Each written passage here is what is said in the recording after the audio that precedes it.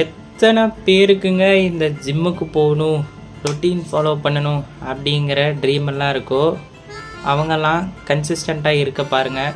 என்ன மாதிரி இருக்காதீங்க தயவு பண்ணி. நான் சொல்கிறேன், இந்த ஒரு வாரம் போனேன், ஒரு வாரம் போயிட்டு அந்த ஒரு வாரம் கூட இல்லை, ஒரு 2 வாரங்க என்னால் முடிஞ்ச அளவுக்கு நல்ல மோட்டிவேஷனாக இருந்தேன். அப்புறம் என்னாச்சுன்னு தெரியல, திடீர்னு போர்ன் அவுட் ஆகி என் வாழ்க்கையும் இப்படி தான் போயிட்டுருக்கு. பார்த்தீங்கன்னா சுற்றி குப்பை கூட மாதிரி தான் இருக்கும் வீடு. எதுவும் க்ளீன் பண்ணுறதில்ல, எந்த வேலையும் உருப்படியாக பண்ணுறதில்ல.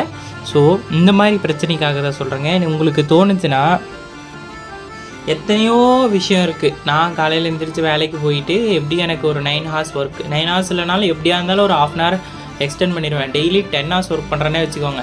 டெய்லி நான் 10 hours அங்கே ஆஃபீஸில் தான் இருப்பேன். அதுக்கப்புறம் வீட்டுக்கு வந்து வீடியோ எடுத்து போட்டு இந்த ஒரு மிடில் கிளாஸ் லைஃப் இருக்குது பாருங்கள், அது பெரிய பிரச்சனைங்க. நமக்கு வரது மாதம் ஒரு 15,000 வருதுங்க. அதில் ESIPFலாம் போக கரெக்டாக 12,000 கைக்கு வருது. அந்த 12,000 வச்சு நான் மேனேஜ் பண்ணுறது எத்தனை பிரச்சனை இருக்குது தெரியுமாங்க. இப்போது நம்ம என்கிட்ட என்னோடய வீட்டில் எந்த பொறுப்பும் எனக்கு கொடுக்கல. பட் ஆனால் வீட்டில் நான் கட்டுற ஒரே ஒரு விஷயம் என்னென்னு பார்த்தீங்கன்னா ரெண்ட் மட்டும்தாங்க கட்டுறேன். அதுக்கப்புறம் நாம் அதிகமாக தேவையில்லாமல் செலவு பண்ணுறோம் பார்த்தீங்களா, அதுதாங்க ரொம்ப அதிகமாக இருக்குது. ஏதாவது கொஞ்சமாச்சும் கம்மி பண்ண முடியுமான்னு பார்த்தா என்னதா சூப்பரான ஓட்டக்கை பார்த்தீங்கன்னா 10 பைசா கூட கையில் நிற்காது.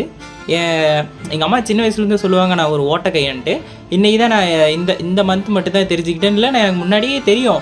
ஸோ சம்பாரிச்சிடலாம் அப்படின்ற மாதிரி எக்ஸ்டர்னலாக நான் ஒர்க் பண்ணுறேன், சர்வீஸ் போகிறேன், சர்வீஸுக்கு பசங்களை பிடிச்சி விட்றேன், அதில் என்னால் முடிஞ்ச அளவு கமிஷன் அடிக்கிறேன். பட் ஆனால் எனக்கு கையில் காசு இல்லை. இந்த மந்த்து மட்டும் நான் எனக்கான ட்ரைபேட் வாங்கணும், மைக் வாங்கணும், என்னோடய யூடியூப் சேனலை நான் இம்ப்ரூவ் பண்ணணும் அப்படின்னு சொல்லிட்டு நான் என்னென்னமோ யோசிச்சேங்க. பட் ஆனால் எனக்கு எதுவுமே வாங்க முடியல. ஒரு எப்படி சொல்கிறது, ஒரு மன உடைச்சல்ல. காலையில் எந்திரிச்சு இன்னும் நான் பல்லு கூட விளக்கல, ஆனால் மணி பார்த்திங்கன்னா 10 ஆகுது.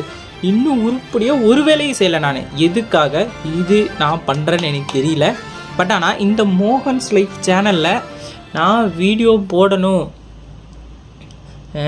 நிறையா வீடியோஸ் போடணும், நிறையா வியூஸ் போகணும், நிறையா சப்ஸ்கிரைபர்ஸ் வாங்கணும் அப்படின்னு சொல்லிட்டு எப்படி சொல்கிறது, நான் ஒரு தாட் ஆஃப் வே பார்த்தீங்கன்னா எனக்கு ஃபுல்லாக மணி பின்னாடியே போகிற மாதிரி இருக்குங்க. ஒன்ஸ் நான் என்னடா நம்ம காசு பின்னாடியே போகிறோமா, பிடிச்சி பண்ணுறது ஒரு வேறு விஷயம். பட் ஆனால் இது எதுமோ காசு பின்னாடி போகிற மாதிரியே இருக்குங்க. ஸோ அதனால் எனக்கு தோன்ற வீடியோ எடுத்து போட்டுடலான் இருக்கேன் இனிமேல்.